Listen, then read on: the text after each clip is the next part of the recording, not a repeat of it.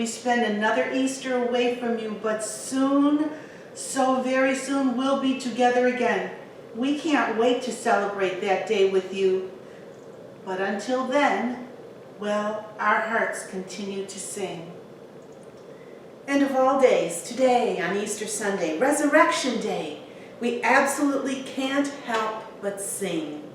We must sing together with you. So that's what we'll do. We'll share the music that celebrates the awesome message, the Savior of the world, the Savior of each of our hearts. He once was dead on Good Friday, carrying our sin with him to the grave. But he didn't stay dead. He couldn't stay dead. He arose to life again. And that victory guarantees our victory. He lives, and best of all, he lives within our hearts. So sing with us now the song of the resurrection. Elizabeth and all the choir sopranos will be listening for your soaring notes on this chorus.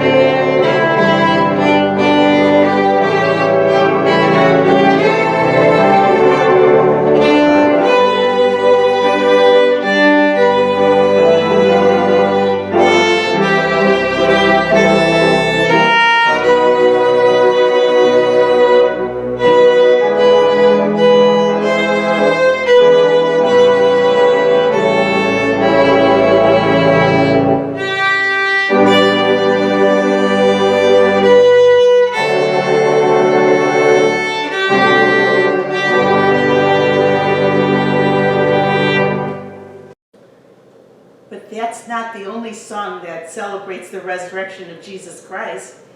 Here's another one of your absolute favorites.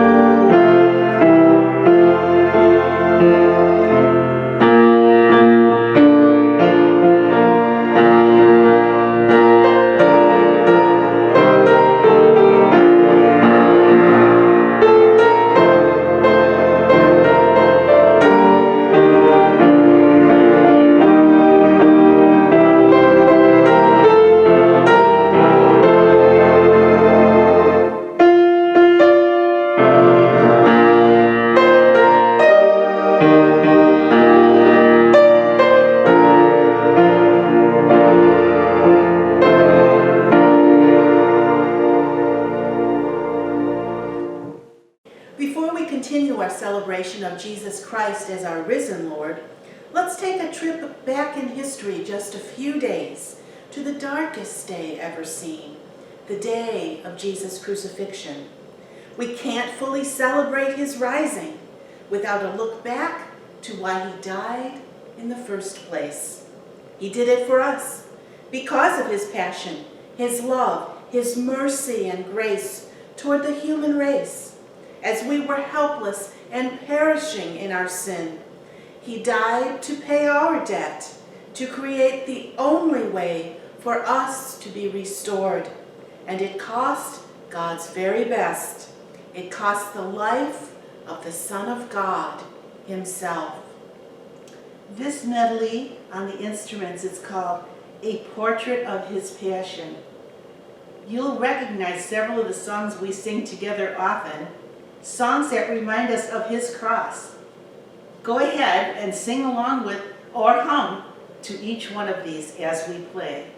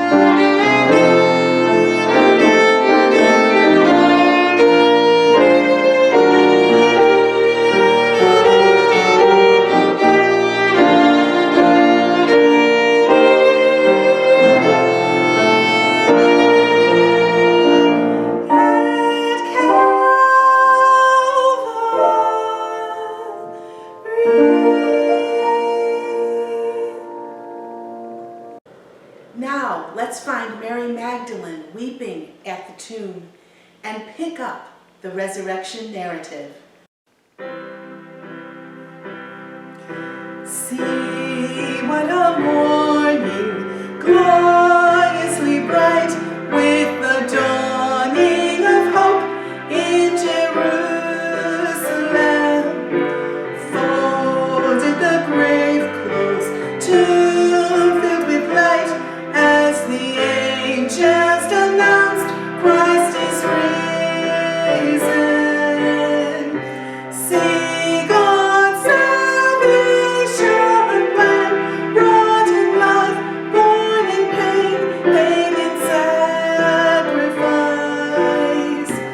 Fulfilled in Christ the man, for he lives, Christ is risen from the dead. See Mary weeping, where is he laid? As in sorrow she turns from the empty tomb. Hears a voice speaking, calling her name. It's the Master, the Lord, raised to life again. The voice that spans the years, speaking life, stirring hope, bringing peace to us, will sound till the earth hears, for he lives, Christ is risen from the dead. And we are raised with him, death is dead, love has won, Christ has conquered. And we shall reign with him, for he lives, Christ is risen from the dead. Let's stay with Mary a little longer. She was the first human to carry the news of the resurrection, the first missionary, and what a message she had to report. Mary came up to the tomb of Jesus. The stone was moved and he had gone away.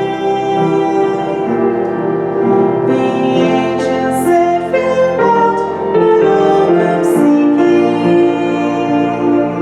but he is risen." This she heard him say.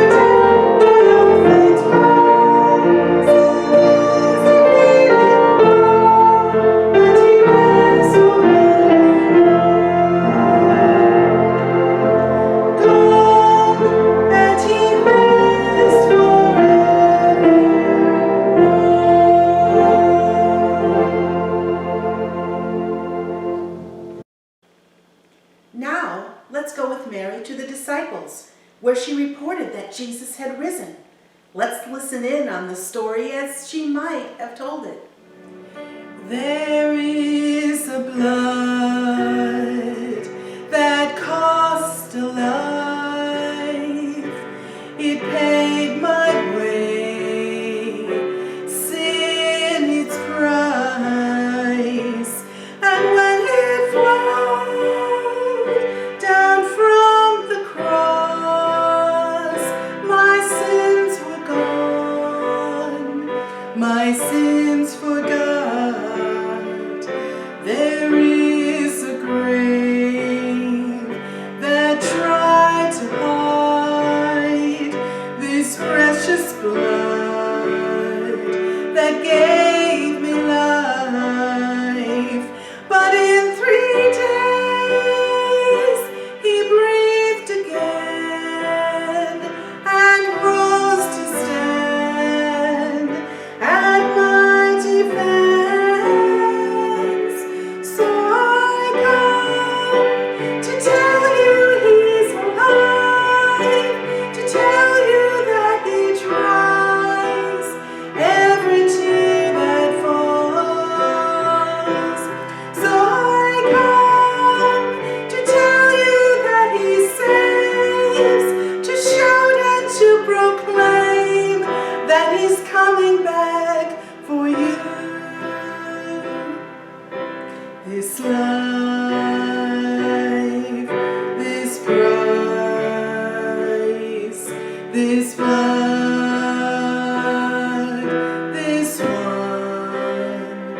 There is a blood, and it sights the blind. It heals the sick, and the lonely finds. And it has the power to free the bound, as chains that fall upon the ground. So pour it out to cleanse my soul, and let his liquid glory flow. Because he lives to make me whole. I owe my life, I owe my all. And so I come to tell you he's alive, to tell you that he dries every tear that falls. So I come to tell you that he saves, to shout and to proclaim that he's coming back for you. So I come to tell you he's alive.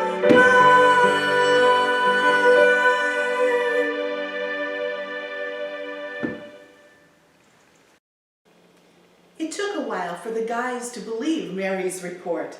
In fact, they had to see the proof for themselves. John and Peter ran to the tomb to see if they could find his body. They finally believed when Jesus himself appeared to them as they huddled behind locked doors. A week later, Thomas had to put his hand in the wounds of Jesus to believe. That's when Jesus told them all, "Because you have seen, you believe. More blessed are those who have not seen and yet believe." That's us. We haven't seen with our old eyes, but we do see him with eyes of faith, the eyes of our hearts. We believe the report of Mary and Thomas and Peter and John and the others. That's called faith, and that pleases our Savior and Lord. Hallelujah! Jesus is alive. Death has lost its victory, and the grave has been denied. Jesus is alive. He's alive.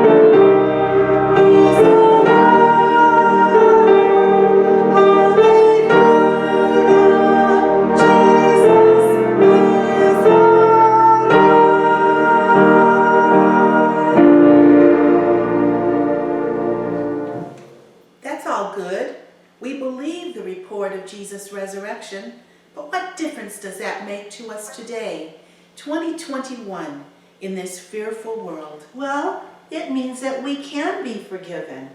We can be made clean by his precious blood. We can live a life of freedom and joy in the midst of chaos. A life of assurance that he is with us. In fact, he lives in us, here and now. And one day, there's a better world, a fuller life awaiting us, one where we see him with our eyes. Old Job, after he experienced the worst life had to offer, expressed the faith Jesus talked about with his disciples. He hadn't seen God yet, but he knew he would. I'll see him with my eyes, he said. Let us read it for you.